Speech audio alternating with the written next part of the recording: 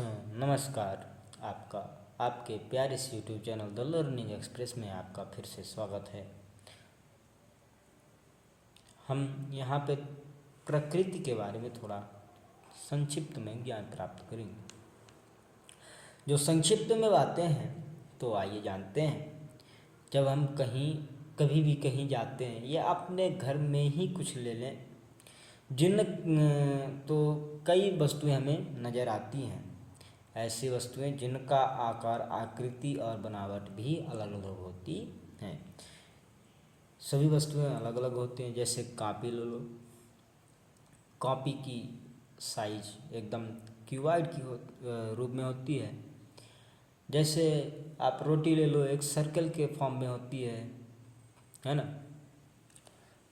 तो ऐसे बहुत सारी बनावटें अलग अलग की होती हैं। इस विश्व में प्रत्येक वस्तु जिस सामग्री से बनी होती हैं उसे वैज्ञानिकों ने पदार्थ नाम दिया है, या उन्हें पदार्थ कहते हैं। वैज्ञानिकों ने पदार्थ के नाम से प्रदर्शित करते हैं या उनसे संबोधित करते हैं, ठीक है ना। जिस हवा से हम श्वास लेते हैं, जो हम भोजन करते हैं, जो पत्थर, बादल, तारे, पौधे एवं पशु, यहाँ तक कि पानी की एक एक बूंद, रेत के कण, ये सभी कैसे हैं? ये सभी पदार्थ हैं। ये सब क्या है? सब पदार्थ हैं, ठीक है। ध्यान देने योग्य बातें हैं ये हैं कि जिस चीज़ों को हमने बताया कि कोई जिनका कुछ आकार होता है, जिनकी कुछ आकृतियाँ होती हैं, कुछ अलग अलग बनावट होते हैं, तो वो कुछ ना कुछ आयतन भी घेरते हैं या घेरते होंगे अवश्य। कोई एक वस्तु है जिसका कोई आकार हो, जिसका कोई आकृति हो, वो नॉर्मली सी बात है, वो एक आयतन घेरेगा ही। वो आयतन में होता है, ठीक है ना। प्राचीन काल से ही मनुष्य अपने आसपास के पर्यावरण को समझने का प्रयास किया है या करता रहा है। अभी भी लोग प्रयास करते जा ही रहे हैं, है ना। भारत के प्राचीन दार्शनिकों ने पदार्थ को 5 मूल तत्वों में बांट दिया है। कितने मूल तत्वों में? 5 मूल तत्वों में बांटा है। वो 5 मूल तत्व निम्न हैं। कौन कौन से? वायु, पृथ्वी, अग्नि, जल और आकाश। फिर से सुने।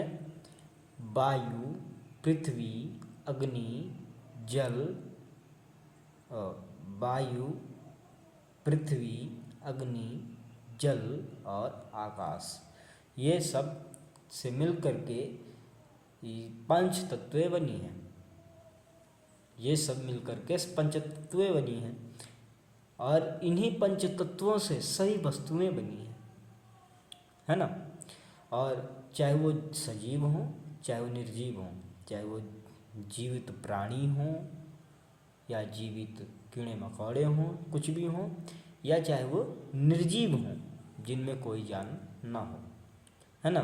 उस समय यूनानी दार्शनिकों ने भी इसी प्रकार कई पदार्थों को वर्गीकृत किया, है ना।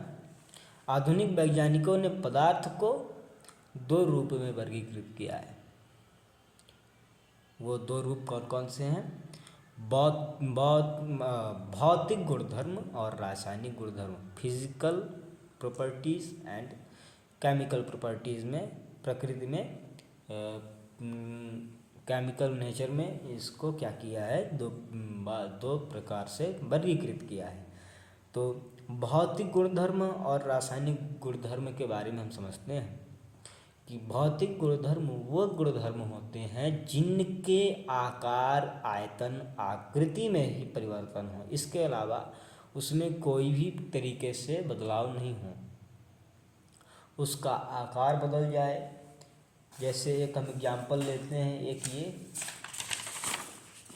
ये क्या है? पेपर है। ये एक इतना बड़ा पेपर है, ठीक है ना। इस इतने बड़े पेपर को हमने बदला, इसकी आकृति बदली, आकार बदला, एक ये लंबे पेपर से एक छोटा सा पेपर बन गया, एक ये लंबे पेपर से एक छोटे से फॉर्म पे आ गया।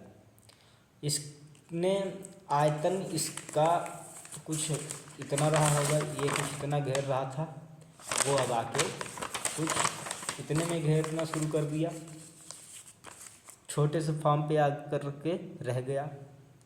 ठीक है ना। तो इसमें कुछ परिवर्तन हुआ या नहीं? इसमें सिर्फ आकृति, आयतन और आकार का परिवर्तन हुआ है। ये पहले बड़ा था, फिर ये धीरे धीरे छोटा हो गया। लेकिन रासायनिक में इसका विपरीत है, जिसकी सीधे से प्रकृति ही बदल जाए, जिसका नेचर ही बदल जाए, उसको रासायनिक कहते हैं, रासायनिक गुणधर्म कहते हैं, जिसका नेचर बदल जाए। कैसे? जैसे दूध का दही होना, दूध का पनीर बनना, है ना, दही का मक्खन बनना आदि। जैसे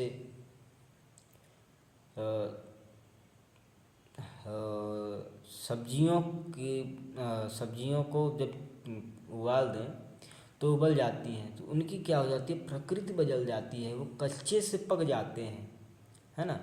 तो जिसकी प्रकृति बदल जाए उसको रासायनिक गुणधर्म कहते हैं।